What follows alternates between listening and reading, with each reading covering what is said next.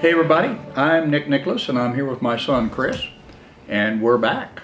We've been sharing information with you on these podcasts about how to learn to manage fear and to live a life of peace in a world of chaos. And I think we all agree right now that things are a little crazy out there. Most of our routines have been messed up one way or another. So we're sharing some information that we have used effectively, both of us, to help change our lives to a peaceful life. As a life coach, I've worked with over 100 people since January of 2016, and every one of them have experienced some level of calm and peace as a result of that. So I want to continue to share. We want to continue to share that with you. So, Chris, a while ago you said that, and we talked about the fact that permanent sustained change does not occur until the pain of the present becomes greater than the fear of the future, right? Mm-hmm. So let's talk a little bit about fear. Okay. If you go to Webster's and look it up, it's going to tell you fear is an emotion. And then if you go listen to a lot of professional motivational speakers, they're going to tell you that it's false expectations appearing real, and what are some, I can't think of some of the others, that's one that comes to mind. Mm-hmm. In reality, though, are these things we can really deal with and get our arms around so that we can handle fear? In your thought? I've never been able to get my arms around all of that. Exactly. And particularly the concept that it's an emotion. Mm-hmm. We've never been taught, that I'm aware of, specifically how to manage our emotions.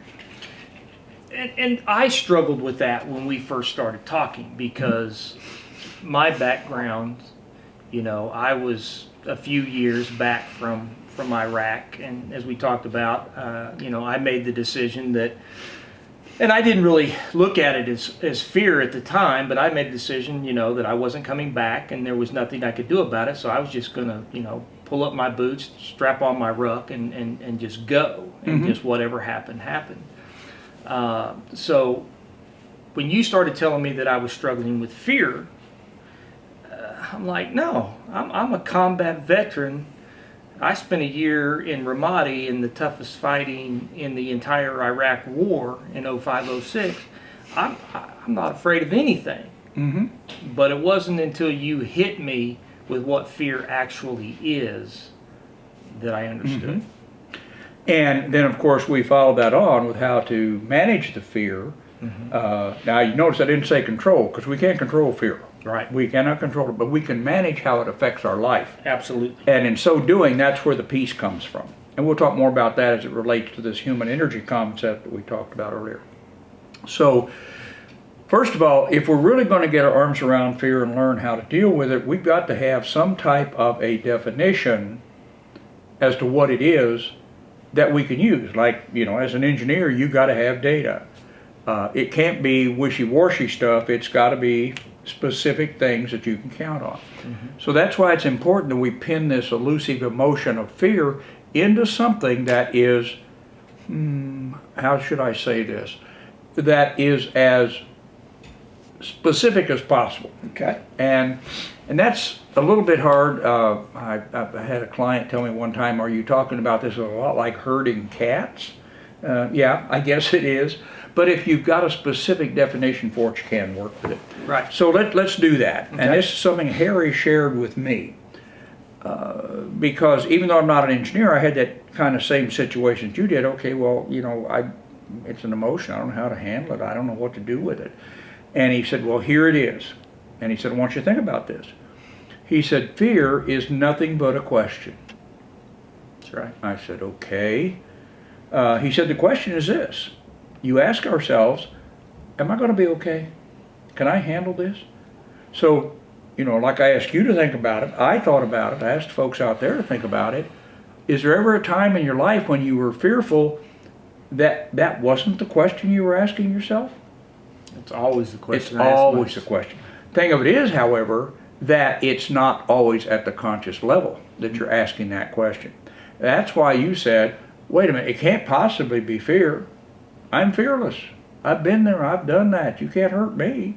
But you see, unconsciously, you were saying, am I going to be able to handle this? Now I'm going to take that, we'll finish this definition in a minute, but I think it's important here that we point out the difference between what you experienced in Iraq and what you experienced once you got back, when you went through the broken marriages and all of that.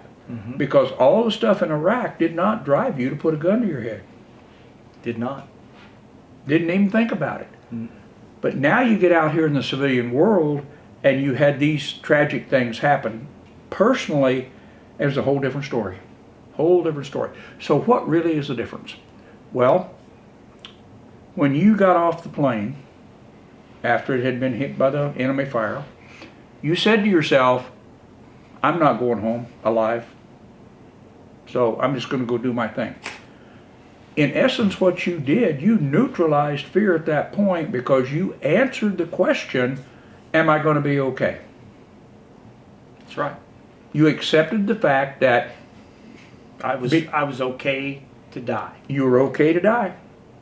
The minute you did that, fear no longer had any kind of a hold on you at all. Yep. At all. And so you went through your time in Iraq without feeling the high levels of fear. Now, you come home and it's a different story because it's a different situation. And I'm going to finish the definition and I'm going to come back and explain the difference as to why it was different at home versus Iraq. Okay? Fear is a question. Am I going to be okay? Can I handle this? We normally answer that question, I don't know, or no, I can't. And we come to that conclusion because we can't see the future. How can I tell you I'm going to be okay when I don't know what's going to happen? And so our number one fear is fear of the unknown. So the event has caused fear. Now I say, I don't know if I can handle it or not. My fear just went up a few notches. But here's the reality. We have been given the skill, the knowledge, the ability, and the strength to handle anything that comes our way. Now I've been challenged on that. I've had clients say, now wait a minute, Nick, doggone it, that can't possibly be true. So I just simply say to them the same thing that Harry said to me. He said, well, Nick, I want you to look back over your life. Have you been through any issues before? Well, yeah. He said, did you handle them? I said, well, they didn't come out the way I wanted them. He said, then let me rephrase the question. He said, are you still standing? I said, well, yeah. He says, you handled them. He said, here's the deal. You've got the skill, the knowledge, the ability, and the strength to handle anything comes your way. Oh, it may not come out the way you want. Nobody said the world was going to give you what you wanted. But you're going to be okay. You're going to survive it, and you're going to come out the other side still fighting. I share that with clients, and I've been challenged. So I'm going to be okay. What if this event kills me? Well, here's my response to that. It's a two answer question. Number one, ain't none of us getting out of this mess alive. It just ain't going to happen. But number two, we can't get out of it alive. However, we're still going to be okay. Because you have to understand, survival is our number one instinct. We will use all of our skill, our knowledge, our ability, and every ounce of strength we have left to survive. If we don't, guess what? It was our time. It doesn't make any difference what you do. You are not going to be able to stop it. And that was part of my decision making in Iraq that night, even though I didn't understand it at the time. As soldiers, we're given the skills. We've been through the training. We've got the knowledge. We get the information for the operations orders. We get all the intel. Always want more intel, but we get what we get, and we have the knowledge of the mission and what we're going to do. The ability, we've trained. We've done mission after mission after mission. We know who's going to be where the Humvee's going to be, which way is that weapon system going to be pointed. We have all the skills, all the knowledge, all the ability to handle the mission. Mm-hmm. And our strength comes from the guy on our left and on our right. Mm-hmm. We know that these guys are willing to jump on that grenade, Mm-hmm. step in front of us to stop a bullet. And that gives incredible strength. And to kind of go back, and part of the reason that I struggled when I got home is because not only did I not have the skills and relationship knowledge, the ability, the strength of being able to depend and trust implicitly that person had my best interest at heart and was willing to die for me. In the civilian world, that really doesn't exist to the level, and I think that's part of the reason why a lot of veterans struggle is we lose that strength that we've come to depend on, and I mean it's incredible. It is. My experience has been, being retired military myself, that and others that I served with, retired, those that ETS, into term service, and got out, all of us experienced it to some degree. And depending, of course, how long you're in, the longer you were in and the positions that you held and what your job was, had caused more impact. But here's what happens. And we joke about it, but it's so much of a fact. It's always been said that from the Army's perspective, and it's true for the other services as well, that the drill sergeant drills it into you that I am your mother, your father, your girlfriend, your wife. I am everything to you. Everything to you. You belong to the Army. We will provide you with everything you need. If we'd wanted you to have a wife, we'd have issued it to you.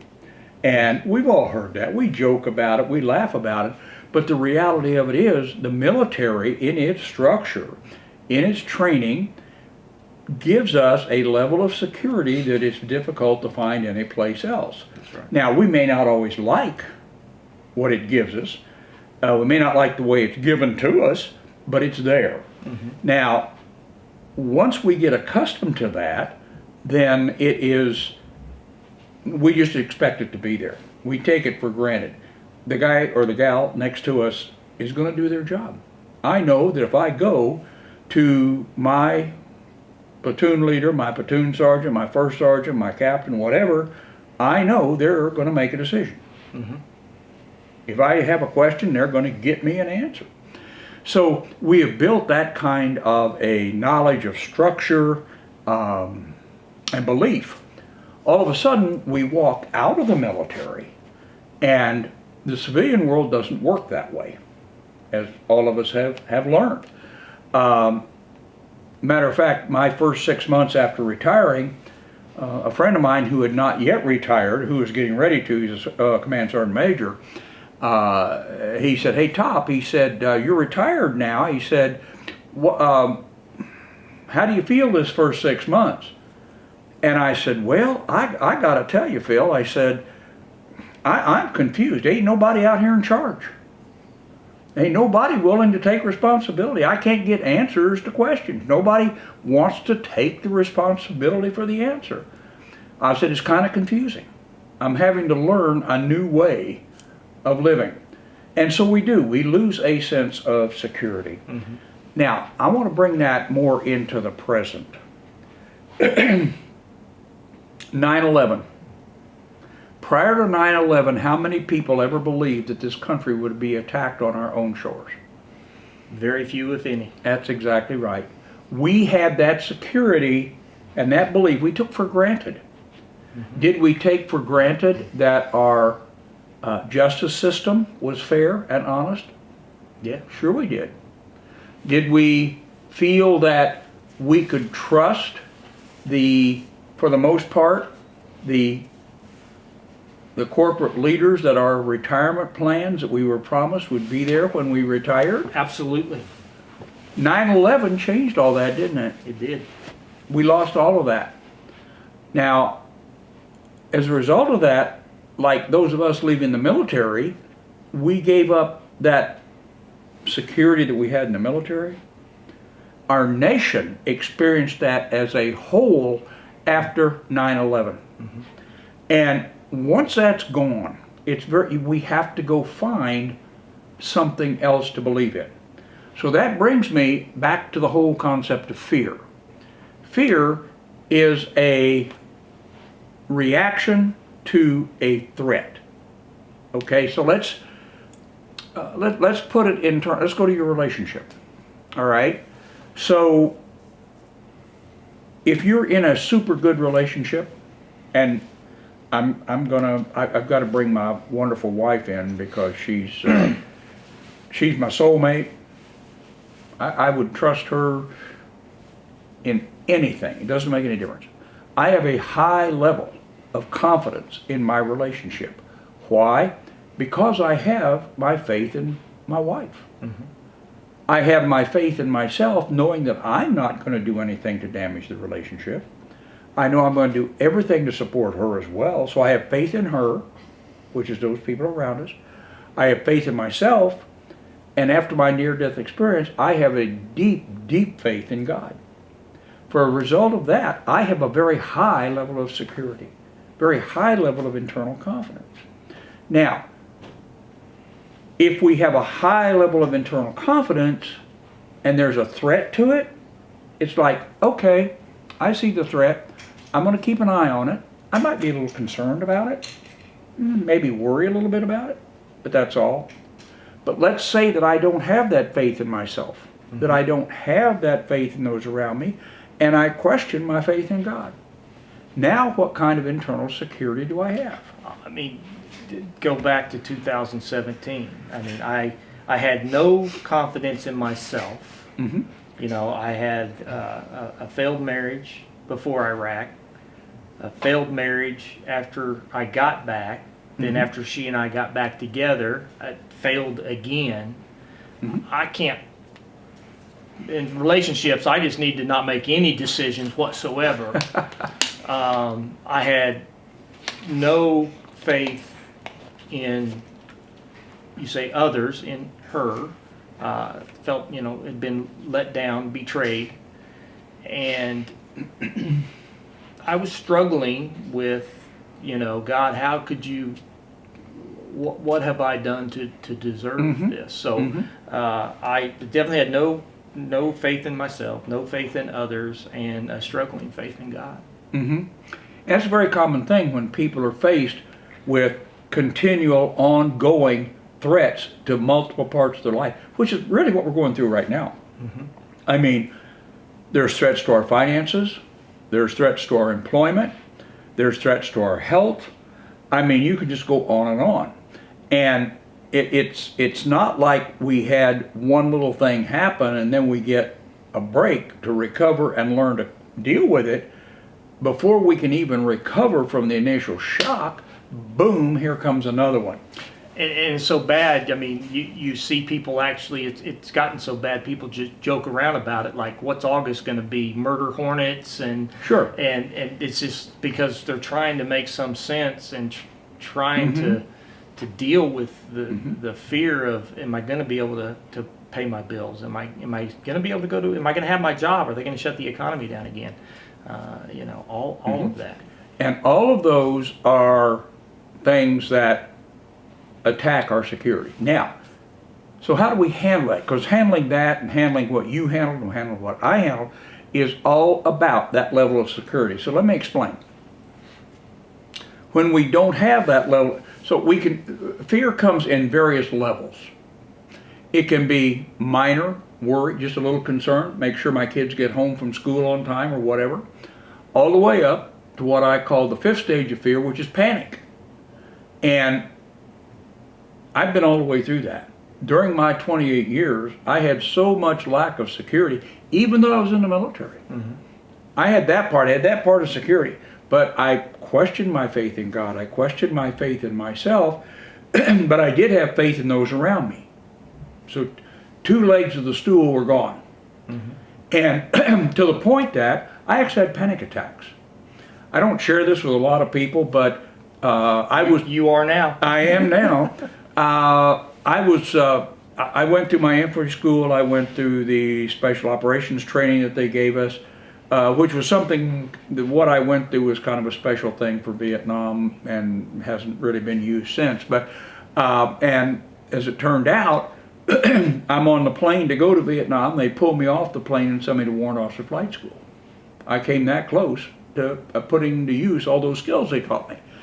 But anyway, I get to flight school and I'm doing pretty well, and I soloed, and so I've been flying now, I don't know, for however long. And one beautiful morning in Texas, I'm flying around, everything's great, and I got hit with, and I have no idea where it came from. I got hit with a panic attack, and I was flying 1,500 feet in a helicopter solo. Not a good place to have a panic attack, because once fear hits that level, we have got to find a way to survive. We've got to find a safe place. So here I am 1,500 feet above the ground. Where's the safe place? Getting back on the ground at the heliport. Well, you fly, so you know that there's a protocol for taking off and landing. Well, that morning there was a brand new protocol. It was called the Nicholas Protocol. It was called "Stay the hell out of my way, I'm going to the ground." And I did. I almost killed myself and other people in the process. It was the end of my flying, and I understand that. But my point is, fear drove me to find a safe place. We will always try to search a safe place. We'll always try to find a way to survive. Now, so we've got these various levels of fear. It would be great if we could recognize them as fear, but we don't. No. I can sit there and say, okay, the question is, am I going to be okay? Yeah, I'm going to be okay. I've got skill, knowledge, ability, strength. Okay, fine. But only when I have fear. I don't have fear right now. I'm just angry. I don't have fear right now. I'm just frustrated. I'm upset. What we have to understand, though, is feeling, positive or negative, is connected to either fear or love. So I've had clients say, well, I don't really know what I'm afraid of. That's okay. You don't have to. A prime example, and I don't say this to alienate anybody, but this is, me sharing me personally.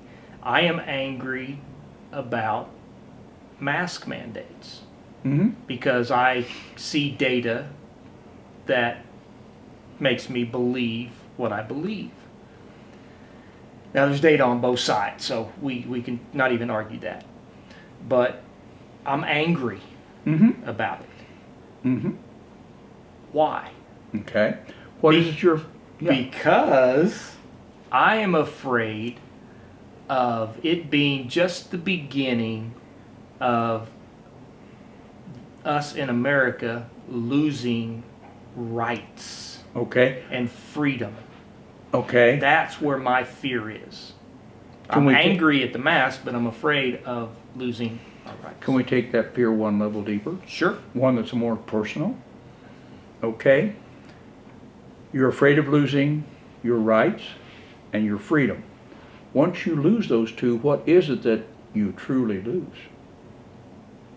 Control of your life. Control. Control is critical to all of us, because when we feel a lack of control, we're vulnerable to our survival. That's right. We have to be in control. That's why people who are in leadership positions that misuse that power, it's so that they can have control. Right. And they're having control because they're afraid, because they're fearful. So when you think about this, say, okay, fine, you can't fight the anger. No. You don't have any control at all, or even influence over whether you lose your rights or your freedom. Now, from a big level perspective, at a local perspective, at a personal, I can fight back against that, and I understand gun sales have gone crazy. I read an article this morning where they've gone up 121% in the state of New York within the last, I guess, 30 or 40 days. But that's beside the point. Here's the thing. how do we deal with that fear of loss of control? We got to go back to the definition. Fear is a question. And what's the question? Am I going to be okay? Can I handle it? That's the question. And what's the answer? It's always yes. Okay. Now, it's always yes. I'm going to be okay. I can handle it. But here's the catch. I can believe that intellectually. But the minute the fear comes, that blows out of my mind. Because I'm going to jump on the survival bandwagon. We can only make that the way we live when we move it what they call the magic 18 inches. From the head to the heart. It has to become a belief. So let's talk about belief for a minute. Belief and faith, in my opinion, are synonymous with each other. If you have faith, you believe. And every time I think about it, I think about the time, what the Bible tells us about the first time that Christ appeared to the disciples and Thomas wasn't there. And when Thomas came back, later they told him about it. And he said, well, I won't believe it until, and we know the rest of it, that, until I touch the wounds and so forth. So the next time Christ appeared, Thomas is there. And Thomas, prostrated himself and he touched the wounds and so forth. Christ looked at him and he said, you have seen and you believe. Blessed are those who have not seen and believe. I've thought about that for a long, long time. Our ability to see, because believe it or not, we have to have something that gives us a foundation to say, I believe. You didn't believe me in the beginning. It was all a bunch of whatever. But as you begin to find a way to to validate it, you begin to believe. So now my question is, how do we carry that over into us as individuals when we have that, quote, Thomas syndrome? Now, we do it currently through our religion. We go to church and, I'm a practicing Catholic. I see the crucifix, I see the Stations of the Cross. All churches have their own special aroma.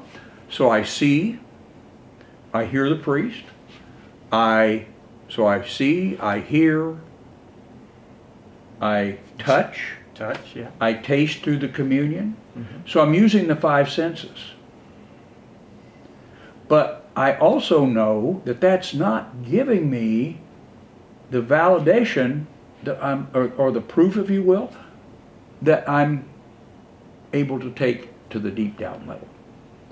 As a matter of fact, I had a conversation with Father one day, and it was kind of funny. I was explaining a lot of what we're talking about. And I said to Father, I'm going to say something that I think is going to upset you. He said, okay, fire away. I said, I believe that 80% of the people that come to the masses on the weekend, and maybe even those that go to the Protestant churches as well, 80% of them are intellectual Christians. And he started laughing. I thought I was going to upset you. He says, no. He said, you're totally wrong. So I thought, here it comes. He said, I think the true number is 95%. Because here's the thing, we go to church and we walk out feeling great. We've had all that positive energy. Where'd that positive energy come from? God. Through our emotion of love.